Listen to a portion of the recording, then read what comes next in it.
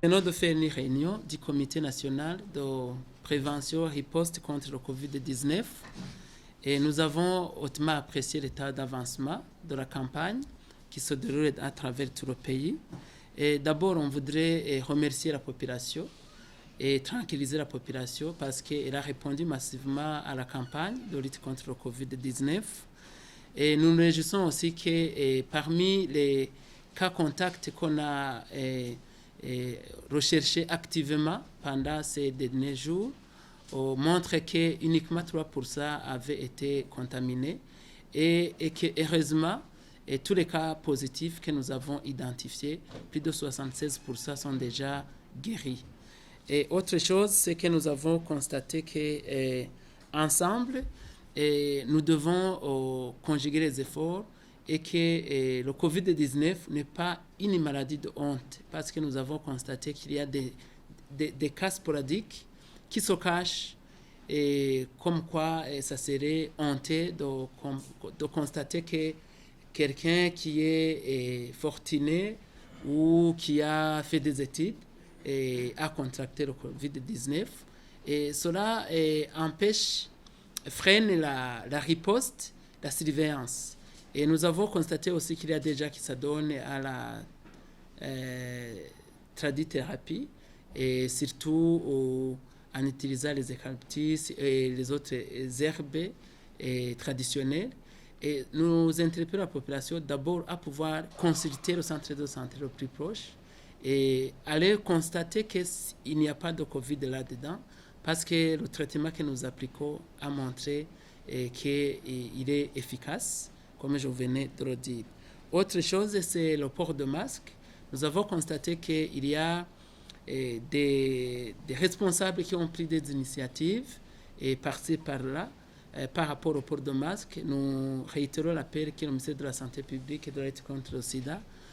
préconise sûrement le port de masque au niveau des transports en commun. Et ailleurs, nous recommandons toujours la mise en disposition de la population, les dispositifs de lavage des mains à l'eau propre et au savon,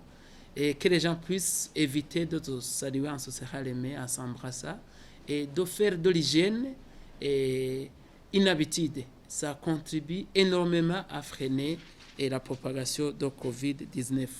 Il en est de même pour les écoles et certains établissements qui ordonnent la fermeture ou des mesures qui ne sont pas à l'heure. Parce que nous devons savoir que la vie continue et que les techniciens, les responsables sanitaires sont là pour prodiguer des conseils si un administratif ou un responsable d'un établissement constate qu'il y a une ou l'autre mesure à prendre. Donc, nous réitérons l'appel à ce que la population puisse rester calme, sereine et vaquer quotidiennement aux activités de développement et que d'ici peu, on voit que les statistiques nous montrent qu'on pourra encore une fois maîtriser la pandémie et retourner au point de départ. Et autre chose, c'est l'état de certains, je dirais, responsables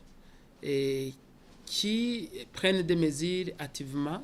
Ils devront toujours consulter le ministère de la Santé pour avoir des conseils adéquats, mais aussi se fier aux communiqués qui sont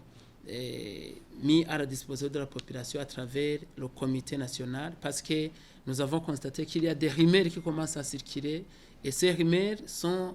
l'un des points faibles qui a été constaté à travers le monde qu'en luttant contre cette pandémie, on doit éviter des rumeurs et se fier à l'information autorisée.